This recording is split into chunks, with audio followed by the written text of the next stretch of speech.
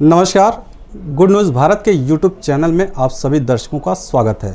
मैं हूं संजीव कुमार शर्मा और आइए देखते हैं आजमगढ़ की कुछ खबरें फटाफट अंदाज में।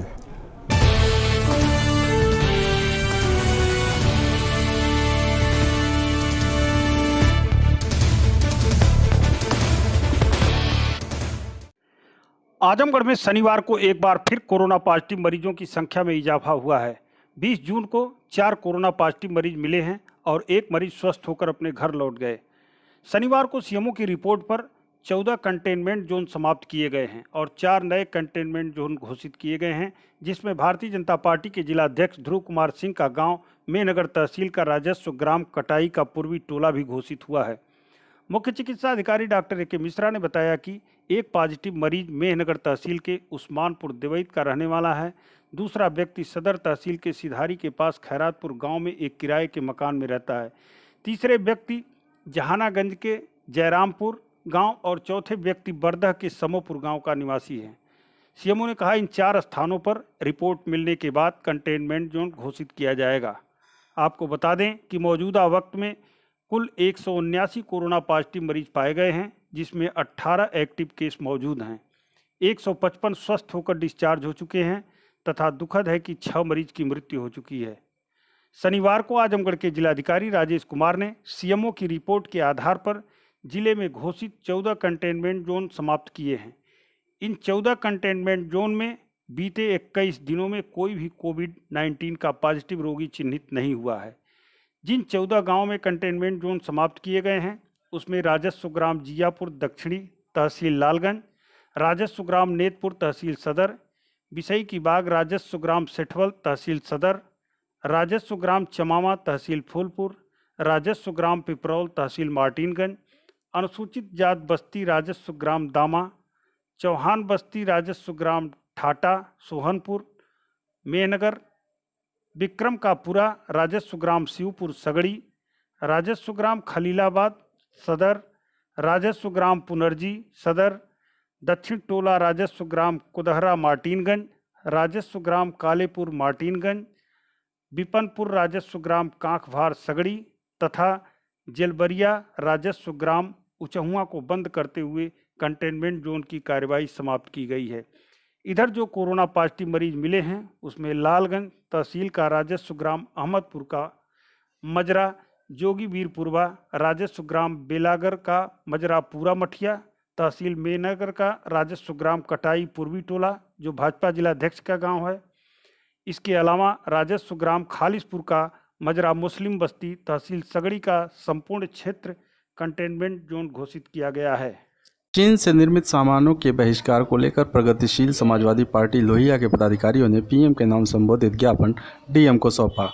डीएम कार्यालय पहुंचे पार्टी के पदाधिकारियों ने पीएम से मांग किया कि चीन देश से जो भी अनुबंध हुआ है उसे तत्काल निरस्त किया जाए। साथ ही देश की जनता से आह्वान किया कि जो लोग चीन निर्मित सामानों को खरीद चुके हैं उसे मत जलाएं, क्योंकि चीन उसका मुनाफा ले चुका है। लेकिन आज से संकल्प लें कि चीन की निर्मित कोई भी सामान बाजार से नहीं खरीदेंगे। हम लोग चीन के सामानों का बहिष्कार करने के उसमें डीएम साहब को, हम लोग प्रधानमंत्री को और राष्ट्रपति को डीएम साहब के माध्यम से ज्ञापन दे रहे हैं। क्या मांगे हैं? चीन ने कोरोना वायरस को फैलाया है पूरे भारत में। आज हम आप डरे हुए हैं, सबके मुंह पर मास्क है, सबके जेब में सैनिटाइजर है। और इस चीन से माननीय प्रधानमंत्री जी ने दुनिया भर के कॉन्ट्रैक्ट्स इंडिया में किए हुए हैं, उन सबको कैंसिल करें। इस चीज़ की हमारी मांग है और हम यहाँ की जनता से ये कहेंगे कि जो अभी तक चीनी सामान खरीद लिए हैं उसको मत जलाइए, फूकिए, उसको मत बर्बाद कीजिए कि उस पर प्रॉफिट कमा चुका है। मगर आज की जनता से ये आह्वान करना है कि अब चीनी सामान नहीं खरीदना है हमको, ताकि चीन को और प्रॉफिट हो। पंचशील समझौते को निरस्त करते हुए 1904 के एंग्लो तिब्बतन समझौते को पूर्णतया बहाल करने सहित 5 सूत्रीय मांगों को लेकर प्रयास सामाजिक संगठन ने पीएम को संबोधित ज्ञापन डीएम को सौंपा। प्रयास के अध्यक्ष रणजीत सिंह ने कहा कि भारत तिब्बत सीमा पर चीन द्वारा कायरतापूर्वक धोखे से किए गए हमले में 20 भारतीय जवान शहीद हो गए। ऐसे में 1951 में चीन द्वारा तिब्बत पर अवैध कब्जा करते हुए भारत की सीमाओं पर आ पहुंचा है। अब यह तर्क कुतर्क की सभी सीमाओं को पार कर रहा है। भारत के अभिन्न अंग अरुणाचल प्रदेश को दक्षिणी तिब्बत बताकर अपना दुराग्रह जाहिर कर चुका है। चीनी नेताओं के साथ डोकलाम पैंगोंग झील गलवान घाटी की अर्थहीन बहस छोड़कर तिब्बत की निर्वासित सरकार को मान्यता दिया जाए। उन्होंने कहा कि चीन के दुराग्रह और समूचे विश्व को महामारी के संकट में ढकेलने के चलते 1954 के पंचशील समझौते को निरस्त कर वर्ष 1904 के एंग्लो तिब्बतन समझौते को पूर्णतया बहाल करने की मांग की। जो भारत चीन सीमा पर वहाँ पर चीन जो है कुछ दादागिरी दिखा रहा है और कुछ हमारे जवानों को वहाँ जो है धोखे से जो है उनको मार दिया। इसके लिए हम लोग जो है हम अपने प्रधानमंत्री जी को जो है माननीय यहाँ के डीएम महोदय के माध्यम से उनको पत्रक सौंपे हैं कि भारत और जो तिब्बत वाला जो समझौता था 1904 का जो समझौता था एंग्लो तिब्बत समझौता उसको बहाल किया जाए और 1951 में जो समझौता हुआ था उसको रद्द किया जाए, क्योंकि जो चीन दादागिरी दिखा रहा है उसके खिलाफ जो है हमको एक्शन लेना होगा, उनकी कमर तोड़नी होगी। इसीलिए आज हम लोग जो 5 सूत्री मांगों को लेकर के माननीय डीएम साहब के महोदय माध्यम से हम अपने प्रधानमंत्री तक ये सूचना जो है पहुंचाना चाहते हैं। आज इसीलिए पत्रक दिया गया है।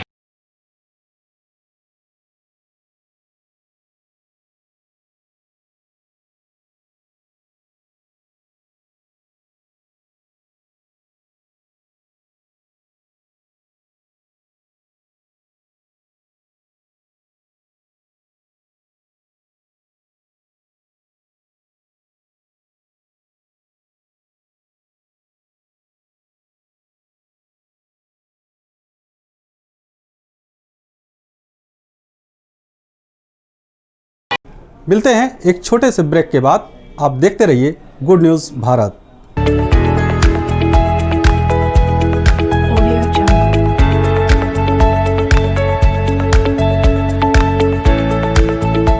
ब्रेक के बाद एक बार फिर आपका स्वागत है। आइए देखते हैं आजमगढ़ की खबरें फटाफट अंदाज में। मनरेगा के कार्य को जेसीबी मशीन से कराए जाने को लेकर शेखुपुर गांव के ग्रामीणों ने ग्राम प्रधान के खिलाफ आजमगढ़ डीएम को ज्ञापन सौंपा। जिलाधिकारी कार्यालय शिकायती प्रार्थना पत्र लेकर पहुंचे मेहनगर थाना क्षेत्र के शेखुपुर के ग्रामीणों ने बताया कि वे प्रवासी मजदूर हैं, उन्हें मनरेगा के तहत कार्य नहीं मिला। दूसरी तरफ ग्राम प्रधान राजाराम यादव अपने दबंगई के बल पर मनरेगा का कार्य जेसीबी मशीन से कराकर मजदूरों का हक मार रहा है।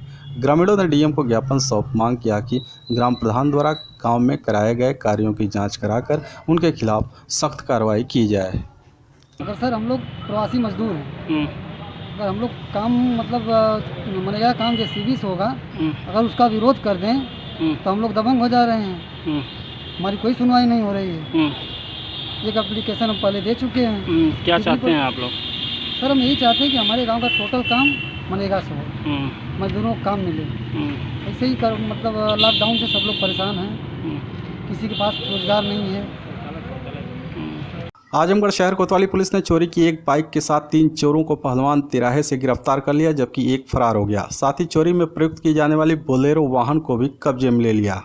बता दें कि शहर कोतवाली पुलिस को मुखबिर से सूचना मिली थी कि शहर के रैदोपुर स्थित एक अस्पताल के सामने से चोरी की गई बाइक के साथ पहलवान तिराहे पर युवक खड़े हैं। सूचना के आधार पर पुलिस ने घेराबंदी कर 3 चोरों को गिरफ्तार कर लिया, जबकि एक भागने में सफल रहा। पुलिस ने चोरी की बाइक और चोरी करने में प्रयोग किए जाने वाले बोलेरो वाहन को अपने कब्जे में ले लिया। पकड़े गए चोरों में विश्वजीत सिंह और जितेंद्र सिंह जहानागंज थाना क्षेत्र के जिगरसंडी गांव के रहने वाले हैं, तो शिवांशु उर्फ ऋतिक सिंह देवगांव थाना क्षेत्र के मशीरपुर का रहने वाला है। 3 सूत्रीय मांगों को लेकर उत्तर प्रदेश होमगार्ड्स अवैतनिक अधिकारी व कर्मचारी एसोसिएशन ने मुख्यमंत्री को संबोधित ज्ञापन जिलाधिकारी को सौंपकर होमगार्ड के लंबित वेतन दिलाने की मांग उठाई। जिलाध्यक्ष लाल बहादुर पाठक ने बताया कि होमगार्ड जवानों की उपेक्षा किया जा रहा है, जो एसोसिएशन को कतई बर्दाश्त नहीं है, जबकि होमगार्ड्स सुरक्षा व्यवस्था को लेकर सदैव शासन प्रशासन के साथ खड़ा नजर आता है।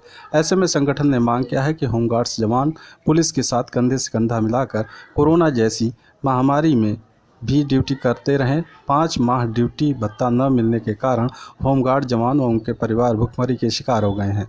कुंभ मेला प्रयागराज 2019 में आजमगढ़ से लगभग 700 जवान ड्यूटी किए, आज तक ड्यूटी का पैसा नहीं मिला। इसके अलावा एसोसिएशन ने तीसरे बिंदु पर आरोप लगाया कि होमगार्ड मुख्यालय के डिप्टी कमांडेंट जनरल द्वारा व्हाट्सएप के माध्यम से बताया कि बजट आ गया है, लेकिन विभागीय अधिकारियों की शिथिलता की वजह कारण आज तक कुंभ मेला का पैसा नहीं मिला। जनवरी 2020 से आज तक भुगतान नहीं किया जा रहा है। होमगार्ड जवानों का परिवार और होमगार्ड जवान भूखमरी के शिकार पर हैं। उसी के अवसर पर हम लोग डीएम साहब से मिलके मुख्यमंत्री साहब जी को एक ज्ञापन दे रहे हैं कि हमारे जवानों का ड्यूटी का पैसा भुगतान जल्द से जल्द किया जाए। शिक्षण संस्थाओं में सभी प्रकार की फीस माफ़ी की मांग को लेकर समाजवादी यूजन्स छात्र सभा ने सीएम के नाम संबोधित ज्ञापन डीएम को सौंपा। समाजवादी यूजन्स छात्र सभा के पदाधिकारियों ने बताया कि कोरोना महामारी के दौर में सभी शिक्षण संस्थाएं पूर्णतया बंद हैं, तो वहीं मध्यम और निम्न वर्ग के लोगों का आर्थिक और सामाजिक जीवन अस्त व्यस्त हो गया है। ज्ञापन सौंप मांग किया कि उत्तर प्रदेश की समस्त शिक्षण संस्थाओं का संपूर्ण फीस को माफ़ करने के साथ ही जो विद्यार्थी किराए का कमरा लेकर अध्ययनरत हैं, उनका किराए का पैसा उनके बैंक खातों में भेजा जाए। कोरोना वायरस जो संक्रमित बीमारी है, जिससे सारे लोगों का व्यापार अस्त व्यस्त हुआ है, वहीं जो मेधावी छात्र हैं जो अपने अपने घर छोड़कर दूसरे ज़िलों में रूम लेकर पढ़ाई करते हैं, और हमारे प्रदेश अध्यक्ष जी समाजवादी छात्र सभा प्रदेश अध्यक्ष आदरणीय दिग्विजय सिंह देव के दिशा निर्देश पर अभियान चलाया जा रहा है कि उनका जो रूम रेंट है सरकार इसको संज्ञान में लेते हुए उनका जो रूम रेंट का भाड़ा है वो सरकारी कोष से जमा करें, उनको सरकारी कोष से दें, और जो फीस है जो अगली कक्षा में जो उनका प्रवेश है आने वाले सत्र में वो भी सरकारी कोष से जाए, क्योंकि सारे लोगों का व्यापार अस्त व्यस्त हो गया, जिससे मध्यम वर्ग और निम्न वर्ग को काफ़ी परेशानी उठानी पड़ रही है। आजमगढ़ की पुलिस लाइन कैंपस में शनिवार को सुबह सुबह उस समय सनसनी फैल गई जब एक पुलिसकर्मी की बेटी ने आत्महत्या कर ली। हालांकि आत्महत्या के कारण का खुलासा नहीं हो सका है। पुलिस ने शव को कब्जे में लेकर पोस्टमार्टम के लिए भेज दिया है और पुलिस अधिकारी मामले की जांच में जुट गए हैं। पुलिस की माने तो जितेंद्र, जो एसपी सिटी के यहाँ फॉलोअर के रूप में कार्य कर रहे हैं, वह आजमगढ़ रिजर्व पुलिस लाइन के सरकारी आवास में रहते हैं। शनिवार की सुबह उनकी बेटी ने अचानक उस समय फांसी लगाकर आत्महत्या कर ली जब घर में कोई मौजूद नहीं था। पिता अपनी ड्यूटी पर गए थे, भाई अपने मां को लेकर शुगर टेस्ट कराने गया था, और जब घर लौटे तो हालत देखकर हतप्रभ हो गए। जैसे ही समाचार लोगों को पता चला, आसपास के लोग इकट्ठा हो गए। पुलिस के अधिकारी भी मौके पर पहुंचे और शव को कब्जे में लेकर अंत्य परीक्षण के लिए भेज दिया।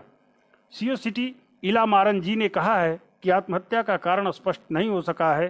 पोस्टमार्टम और पुलिस टीम की जांच के बाद ही सही पता चल पाएगा कि किस कारण से युवती ने आत्महत्या किया।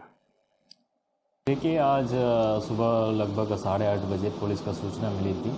वहाँ पुलिस लाइन में एक फॉलोअर है, उनका लड़की ने फांसी लगाकर आत्महत्या किया है। इसमें पुलिस तुरंत मौके पर पहुंच के बाकी बॉडी को रिकवर करके पोस्टमार्टम का कार्रवाई हो रहा है।